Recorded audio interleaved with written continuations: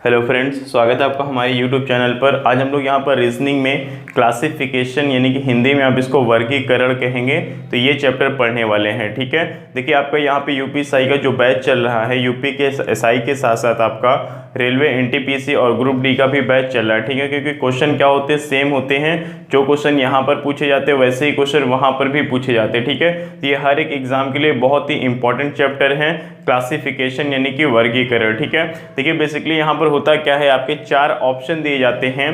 ठीक है, सबसे पहले हम यहाँ पे बात करते हैं कि कितने टाइप के प्रश्न बनते हैं। तो आपके 4 टाइप के प्रश्न बनते हैं।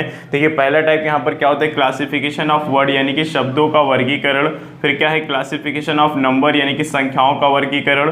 फिर क्लासिफिकेशन ऑफ अल्फाबेट यानी कि अक्षरों का वर्गीकरण। फिर लास्ट में आता है क्लासिफिकेशन ऑफ फिगर यानी कि आकृतियों का वर्गीकरण, जो कि एक तरीके से नॉन वर्बल का पार्ट है। ठीक है, देखिए यहाँ पर क्या होता है, जो आपका फर्स्ट टाइप है क्लासिफिकेशन ऑफ वर्ड यानी कि शब्दों का वर्गीकरण, तो यहाँ पे देखिए होता क्या है, जैसे कि मैंने यहाँ पर आपको 4 शब्द दे दिए गए। मैंने कहा आम, उसके बाद मैंने यहाँ पे कहा सेब, दूसरा वर्ड लिया गया यहाँ पर सेब, तीसरा वर्ड लिया गया यहाँ पे जैसे कि अमरूद ले लिया गया। ठीक है, चौथा वर्ड यहाँ पे मैंने ले लिया फल, एक और वर्ड ले लेते हैं यहाँ पर अंगूर ले लेते हैं। ठीक है, ये क्या हो गया, अंगूर हो गया। तो कभी कभी आपको 4 ऑप्शन दिया जाता है, कभी 5 ऑप्शन दिए जाते हैं, तो उनमें से कोई एक शब्द क्या होता है, बाकी से अलग होता है, उसी को आपको चूज करना होता है। ठीक है, तो यहाँ पर आपके 5 शब्द दिए गए, आम, सेब, अमरूद, फल और अंगूर। ठीक है, तो यहाँ पर देखिए आपका जो वर्गीकरण करना है आपको, तो यहाँ पर क्या हो जाएगा, आपका आंसर यहाँ पर फल हो जाएगा। क्यों फल हो जाएगा, क्योंकि बाकी के सारे जो शब्द लिखे हैं वो सब क्या है, फल का ही पार्ट है। ठीक है, फल एक तरीके से यहाँ पे क्या है, आपका ग्रुप ऑफ वर्ड है, और ये सब क्या है, फल के अंतर्गत ही आते हैं। ठीक है, एक क्वेश्चन और लेते हैं। जैसे हमने यहाँ पे कहा, मैंने यहाँ पे एक शब्द ले लिया आसान सा, आलू ले लिया। आलू के बाद मैंने यहाँ पे आपका टमाटर ले लिया, टमाटर के बाद यहाँ पर मैंने आपको केला लिख दिया, और फिर यहाँ पे क्या हो गया, आपका प्याज हो गया। ठीक है, चलिए अब देखिए यहाँ पर क्या है, आपको 4 शब्द दिए गए हैं, इनमें आपको क्या करना है, वर्गीकरण करना है, क्लासिफिकेशन करना है। ठीक है, यानी कि जो इनसे अलग है, बेमेल है, विजाती है, उसको छांट के अलग करना है। तो आप जानते हैं आलू, टमाटर और प्याज क्या होते हैं, सब्जी होते हैं, जबकि केला क्या होता है, फल होता है। यहाँ पर आपका आंसर क्या हो जाएगा, केला हो जाएगा। ठीक है, इस तरीके से आपके यहाँ पर कई प्रकार के क्वेश्चंस पूछे जाते हैं, जहाँ पर 4 या 5 शब्द दिए होते हैं, कोई एक शब्द उनसे भिन्न होता है, तो जो भिन्न शब्द होता है उसी को आपको छांट करके अलग करना होता है। ठीक है, अगर हम बात करें यहाँ पर क्लासिफिकेशन ऑफ नंबर की, तो मैंने यहाँ पे लिख दिया 2 लिख दिया, यहाँ पे मैंने 4 लिख दिया, 6 लिख दिया, यहाँ पर मैंने 8 लिख दिया। ठीक है, अब देखिए यहाँ पर क्या करना है, आपको क्लासिफिकेशन यानी कि वर्गीकरण करना है। ठीक है, तो अब देखिए यहाँ पर आपका आंसर क्या होगा, आप कोई बोलेगा कि 4 आंसर होगा क्योंकि ये स्क्वायर है, बाकी कोई स्क्वायर नहीं है, ये 2 है यहाँ पे। ठीक है, कोई बोलेगा 8 होगा क्योंकि ये क्या है, घन है। ठीक है, बाकी सब घन नहीं है। कोई कहेगा यहाँ पे 2 होगा क्योंकि 2 क्या है, प्राइम नंबर है, बाकी सब क्या है, प्राइम नंबर नहीं है। तो यहाँ पे 3 अलग अलग आंसर निकालेंगे, लेकिन ऐसा बिल्कुल नहीं है, यहाँ पर एक ही आंसर होगा। ठीक है, क्यों ऐसा होगा, देखिए यहाँ पर जो आपका सही आंसर हो क्या है, 2 आपका सही आंसर है। क्यों, क्योंकि 2 क्या है, प्राइम नंबर है, बाकी सब प्राइम नंबर नहीं है। ठीक है, कुछ लोगों को ये लग रहा था कि नहीं 4 क्या है, आपका स्क्वायर नंबर है। ठीक है, बाकी सब स्क्वायर नहीं है। तो आपको एक चीज हमेशा ध्यान देना है कि जिस नंबर को हम चूज करते हैं, उसके अलावा जो 3 नंबर बचते हैं उनमें कुछ ना कुछ समानताएं होनी चाहिए, ये भी आपको ध्यान रखना होता है। ठीक है, ये नहीं कि आपको 4 अच्छा लगा कि ये स्क्वायर है तो आपने 4 को ले लिया, बाकी सबको छोड़ दिया और बोला कि 4 आंसर हो गया, तो फिर गलत हो जाएगा। ठीक है, अगर आप 4 को आंसर लेते हैं यहाँ पर, तो यहाँ पे देखिए बाकी में जो समानता है वो क्या है, यहाँ पे क्या है, 2 है, 6 है, 8 है। आप एक तरीके से बोल सकते हैं कि क्या है, सम संख्या है। ठीक है, उस तरीके से तो फिर 8 वाला भी बोल देगा कि 8 को घन है, इसको घन ले लीजिए, बाकी सब सम संख्या है, तो 8 भी आंसर हो जाएगा। तो ऐसा वहां पर नहीं है, यहाँ पर आपका आंसर क्या होगा, 2 होगा। 2 क्या है, प्राइम नंबर है, बाकी सब यहाँ पे क्या है, आपका इवन नंबर्स हैं, सम संख्या है, और उसके अलावा कुछ और बात यहाँ पर नहीं हो पा रही है। ठीक है, तो यहाँ पर आपका आंसर क्या हो जाएगा, प्राइम नंबर हो जाएगा, यानी कि 2। एक क्वेश्चन और लेते हैं, एक मैंने यहाँ पर ले लिया है। ठीक है, यहाँ पे मैंने 5 ले लिया, यहाँ पे 4 ले लिया है, और यहाँ पे 7 ले लिया है। ठीक है, अब देखिए यहाँ पर क्या होगा, कुछ लोग कहेंगे कि 5 यहाँ पर क्या है, प्राइम नंबर है, तो ऐसा नहीं है, 7 भी प्राइम नंबर है। ठीक है, अब यहाँ पर आपका आंसर हो जाएगा 4, क्योंकि 4 क्या है, सम संख्या है, बाकी सब यहाँ पर विषम संख्या है। ठीक है, उसी प्रकार से आपके यहाँ पर क्लासिफिकेशन ऑफ अल्फाबेट के भी क्वेश्चन पूछे जाते हैं। जैसे मैंने यहाँ पर कह दिया, मैंने यहाँ पे लिखा A लिखा, और यहाँ पे मैंने लिखा ई लिखा, यहाँ पर मैंने ओ लिख दिया और यहाँ पे मैंने जे लिख दिया। ठीक है, अब देखिए यहाँ पे क्या 4 ऑप्शन आपके दिए गए हैं, ए ई ओ और जे लिए गए हैं। आपको यहाँ पे क्या करना है, वर्गीकरण करना है। तो आपका आंसर देखिए यहाँ पर क्या हो जाएगा, जे हो जाएगा। ठीक है, क्यों जे हो जाएगा, क्योंकि ये सब क्या आपके वॉवेल हैं, ए ई आई ओ यू 5 वॉवेल होते हैं, उनमें से ए ई और ओ क्या 3 दिए गए, यानी कि ये क्या है, वॉवेल हैं। बाकी आपका जो जे है, जे वॉवेल नहीं है। ठीक है, ये क्या कॉन्सोनेंट हो जाएगा। तो आपका आंसर यहाँ पर क्या हो जाएगा, जे हो जाएगा। ठीक है, तो कभी एक एक अक्षर दिए जाते हैं, कभी हर एक ऑप्शन में 2-2 अक्षर दिए जाते हैं, कभी 3-3 अक्षर दिए जाते हैं। इस तरीके से आपके वहाँ पे क्वेश्चंस बनते हैं। ठीक है, एक क्वेश्चन और ले लेते हैं। जैसे कि मान लीजिए पहले ऑप्शन में कहा गया आपसे ई कह दिया गया, दूसरे ऑप्शन में कहा गया आपसे यहाँ पे, तीसरा ऑप्शन आपका लिया गया यहाँ पे, और यहाँ पे लिया गया। ठीक है, अब आपसे कहा गया कि इनमें क्या है, विजातीय छांटना है, जो इनमें से भिन्न है उसको छांटना है। तो अब देखिए क्या करेंगे आप, यहाँ पे क्या करेंगे, एक नंबर पर होता है, सी 3 नंबर पर होता है, ई 5 नंबर पर होता है। ठीक है, इसके पहले वाले चैप्टर में जहां मैंने आपको एनालॉजी टेस्ट पढ़ाया था, वहां पर मैंने बताया था जब भी आपको लेटर से रिलेटेड, यहाँ पर अक्षर से रिलेटेड क्वेश्चन दिया जाएगा तो सबसे पहले आप क्या करते हो, उसकी नंबरिंग जरूरी है। ठीक है, तो यहाँ पर क्या है कि आपने 1 3 5 कर लिया, तो क्या है यहाँ पे देखिए 2-2 का अंतर है आपका। ठीक है, यहाँ पे तो आइए देखते हैं यहाँ पर क्या है, 2-2 का अंतर है। इसमें आप देखिए क्या हो जाएगा, सी 3 नंबर पर है, 5 नंबर पर है, और ये क्या आपका यहाँ पर 6 नंबर पर। ठीक है, यहाँ पे आपका जी होना चाहिए था। ठीक है, ये 7 नंबर पर, तो यहाँ पर भी आपका 2-2 का अंतर है। यहाँ पर देखिए कि 11 पर हो जाएगा ये 13 और ये हो जाएगा 15। ठीक है, यहाँ पर भी 2-2 का अंतर है, 11-2 13, 13-2 15, जबकि आर यहाँ पे 18 पर, एस 19 पर और टी कहाँ पर 20 पर है। ठीक है, तो इसमें क्या देखिए 1-1 का अंतर है, तो यही क्या होगा आपका, बाकी के तीनों से डिफरेंट है, तो वही आपका यहाँ पर आंसर हो जाएगा। ठीक है, तो इस प्रकार के क्वेश्चन आपके एग्जाम में पूछे जाते हैं। तो उम्मीद करता हूँ आपको तीनों टाइप के जो मैंने क्वेश्चन समझाए हैं सबको समझ में आ गया होगा। आगे बढ़ते हैं और यहाँ पर टाइप नंबर 1 स्टार्ट करते हैं। ठीक है, आइए देखते हैं यहाँ पर पहला टाइप आपका लिया गया है क्लासिफिकेशन ऑफ वर्ड। ठीक है, यानी कि शब्दों का वर्गीकरण। जहाँ पर देखिए पहला क्वेश्चन आपको लिखा गया है पिजन यानी कि कबूतर, क्रो मीन्स कौवा, कीवी आपका यहाँ पे एक पक्षी है जो कि न्यूजीलैंड में पाया जाता है, और यहाँ पर क्या लिखा गया, पैरेट मीन्स तोता हो गया। ठीक है, अब देखिए यहाँ पर क्या करना है, इनमें से आपको विजातीय छांटना है। बाकी के 4 प्रश्न और लिखे गए हैं, तो आइए हम लोग यहाँ पर स्टार्ट करते हैं पहले क्वेश्चन से। जहाँ पर पहला क्वेश्चन आपको मैंने पढ़ के बता दिया है, क्या लिखा हुआ है, यहाँ पे कबूतर है, कौवा है, कीवी है और पैरेट है। तो यहाँ पर आपका आंसर क्या हो जाएगा, कीवी हो जाएगा, क्योंकि कीवी एक ऐसा पक्षी है जो कि उड़ नहीं सकता है। ठीक है, वो उड़ता नहीं है। बाकी क्या आप जानते हैं, कबूतर भी उड़ता है, कौवा भी उड़ता है और तोता भी उड़ता है। ठीक है, उसके बाद आइए यहाँ पे सेकंड ऑप्शन में, सेकंड क्वेश्चन में कहा गया डे यानी कि दिन, फोरनाइट, उसके बाद कैलेंडर है एंड यहाँ पर मंथ है। ठीक है, तो यहाँ पे आंसर क्या हो जाएगा आपका, कैलेंडर हो जाएगा, क्योंकि बाकी के जो ऑप्शन है वो क्या है, कैलेंडर का ही पार्ट है। ठीक है, चाहे मंथ हो, चाहे फोरनाइट हो, और या तो फिर आपको वहां पर डे हो, सबके सब क्या है, कैलेंडर का ही पार्ट है वहां पे। ठीक है, आइए तीसरे क्वेश्चन में देखते हैं। कहा गया फिंगर, पाल्म यानी फिंगर मतलब उंगली, पाल्म मतलब आपका हथेली होता है जो ये वाला पार्ट होता है, नी आपका घुटना होता है जो कि पैर में होता है, और रिस्ट आपकी क्या होती है, कलाई होती है। ठीक है, रिस्ट मतलब कलाई यहाँ पे हो जाता है। ठीक है, तो अब देखिए यहाँ पर क्या है, इसमें आपका आंसर क्या हो जाएगा, नी हो जाएगा, क्योंकि नी क्या है, पैर का पार्ट है। नी आपका पैर में होता है, बाकी की सारी चीजें हाथ में होती है। ठीक है, चाहे उंगली हो, चाहे हथेली हो, चाहे कलाई हो, ये सब के सब क्या है, हाथ में होते हैं। बाकी कि आपका जो नी है, घुटना इसको हिंदी में बोलेंगे, ये कहाँ पर होता है, आपके पैर में होता है। ठीक है, उसके बाद देखिए यहाँ पर क्या है, चौथे क्वेश्चन में कहा गया है वोल्ट, कहा गया है पावर, उसके बाद यहाँ पे वैल्यूम है और फोर्स है। तो यहाँ पर क्या हो जाएगा आपका, वोल्ट आंसर हो जाएगा, क्योंकि वोल्ट के अलावा जितनी भी चीजें हैं सब के सब क्या यहाँ पे भौतिक मात्राएं हैं। ठीक है, चलिए अगले क्वेश्चन में यहाँ पे क्या लिखा है, लैक यानी कि झील, रिवर मतलब नदी, और यहाँ पे विंड्स मतलब हवा होता है, और करंट मतलब होता है आपका धारा होता है। ठीक है, तो यहाँ पर आपका आंसर हो जाएगा लैक, क्योंकि लैक के अलावा बाकी के जो 3 ऑप्शन है यहाँ पर, ये सब क्या है, इस लैक आपका क्या होता है, स्थिर अवस्था में होता है, और ये सब क्या होता है, गतिमान होते हैं, यानी कि बहते रहते हैं ना। जैसे कि रिवर में क्या होता है, पानी बहता रहता है, और आपके यहाँ पे क्या विंड्स, हवा क्या है, हवा बहती रहती है। ठीक है, करंट क्या है, धारा भी आपकी बहती रहती है। लेकिन जो झील में पानी होता है वो क्या होता है, रुका हुआ होता है, स्थिर होता है, इसलिए यहाँ पर क्या हो जाएगा आपका पहला ऑप्शन बिल्कुल सही हो जाएगा। ठीक है, तो उम्मीद करता हूँ आपको प्रश्न समझ में आ गया होगा।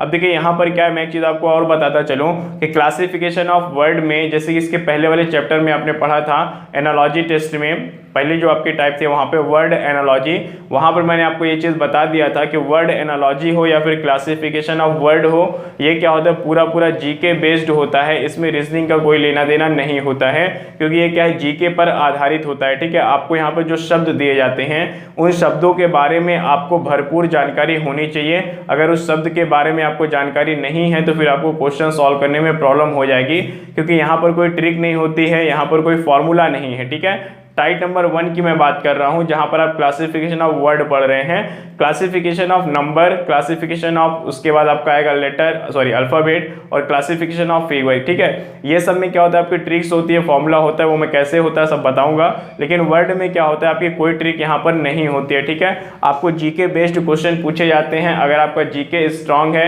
वर्ड की जानकारी आपको है, तो आप बड़े आसानी से क्वेश्चन को सॉल्व कर पाएंगे। ठीक है, नहीं तो फिर थोड़ी सी प्रॉब्लम वहां पर आपको होने वाली है। तो आइए यहाँ पे फर्स्ट टाइप कंप्लीट हो गया हमारा, आइए सेकंड टाइप स्टार्ट करते हैं, क्लासिफिकेशन ऑफ नंबर।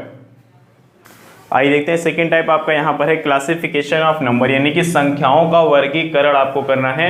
मैंने यहाँ पे करीब 6-7 क्वेश्चन लिखे हुए हैं, तो आइए देखते हैं कैसे सॉल्व करते हैं।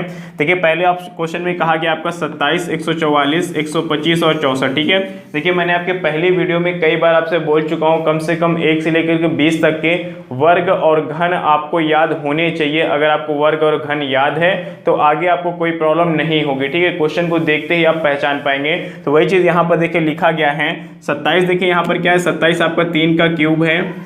ठीक है, अगर आप 144 की बात करें तो ये 12 का स्क्वायर है, 125 की बात करें तो ये क्या हो जाएगा 5 का क्यूब हो जाएगा, और अगर आप यहाँ पे 64 की बात करें तो ये क्या है 4 का क्यूब है, और उसके अलावा 8 का स्क्वायर भी है। ठीक है, अब देखिए यहाँ पे आपको क्वेश्चन को कैसे पहचानना है। 64 को लेके देखिए कई बार प्रश्न आपके बन चुके हैं। ठीक है, कई बार ये कंफ्यूज करता है, कभी ये 8 का स्क्वायर भी हो जाता है, ठीक है, और 4 का घन भी होता है। तो अब देखिए यहाँ पर क्या है, चूंकि यहाँ पे आपको क्या कहा गया है, ये क्यूब वाला है, ये भी क्यूब वाला है। ठीक है, और अगर आप 8 का स्क्वायर लेंगे, ये दोनों स्क्वायर वाला हो जाएगा, तो फिर यहाँ पर आपका वर्गीकरण नहीं हो पाएगा, यानी कि विजाती आप नहीं निकाल पाएंगे।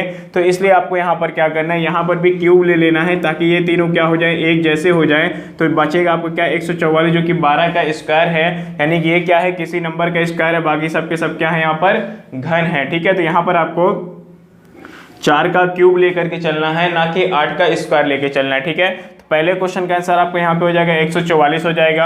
अगर हम दूसरे क्वेश्चन की बात करें तो देखिए 17 क्या है यहाँ पे आपका प्राइम नंबर है। ठीक है, 97 की अगर हम बात करें तो ये भी क्या है प्राइम नंबर है।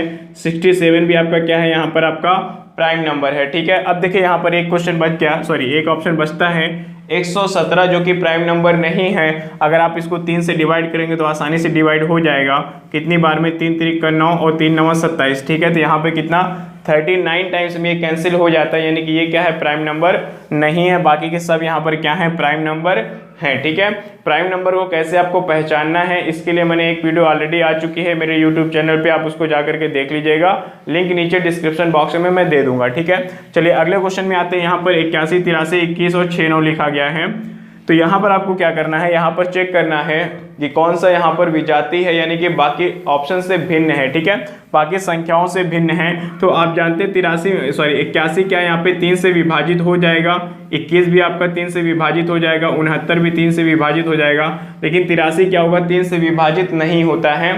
तो इस लॉजिक पे भी क्वेश्चन बनाए जाते हैं, जहां पर कोई नंबर यानी कि कोई 3 ऑप्शन या 4 ऑप्शन क्या होते हैं किसी एक नंबर से पूर्णतः विभाजित हो जाते हैं, और कोई एक ऑप्शन बच जाता है वो विभाजित नहीं हो पाता है। ठीक है, तो वही आपका आंसर हो जाता है। चलिए आगे देखते हैं। क्वेश्चन नंबर 4 में आप देखें, अगर देखिए यहाँ पर रूल क्या है कि शुरू के जो 2 नंबर है इनका आप टोटल करके देखिए, आपका तीसरा वाला नंबर आता है। ठीक है, यानी कि 4 2 कितना होता है 6 होता है, और 5 और 3 यहाँ पे 8 होता है, जबकि 8 नहीं लिखा गया, यही आपका आंसर हो जाएगा।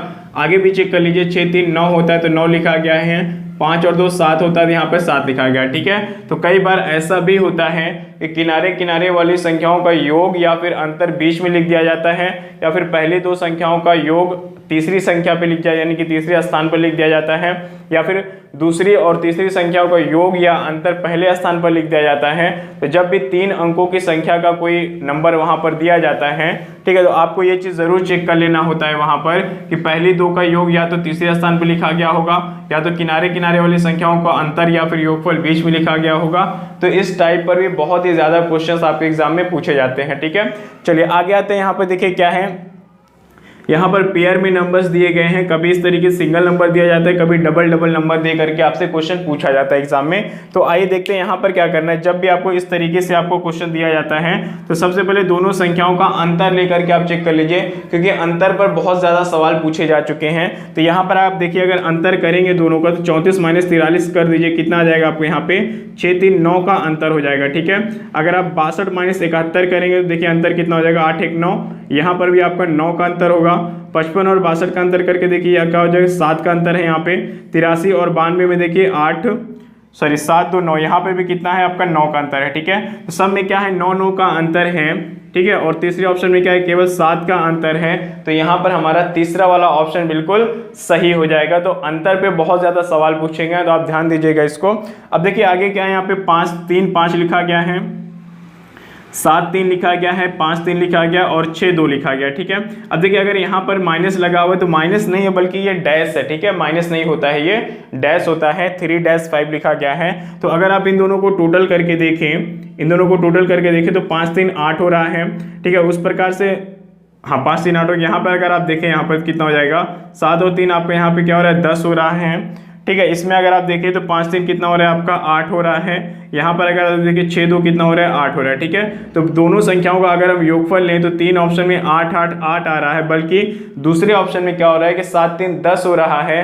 तो ये क्या है बाकी से डिफरेंट है, तो आपका यही वाला आंसर हो जाएगा, ठीक है।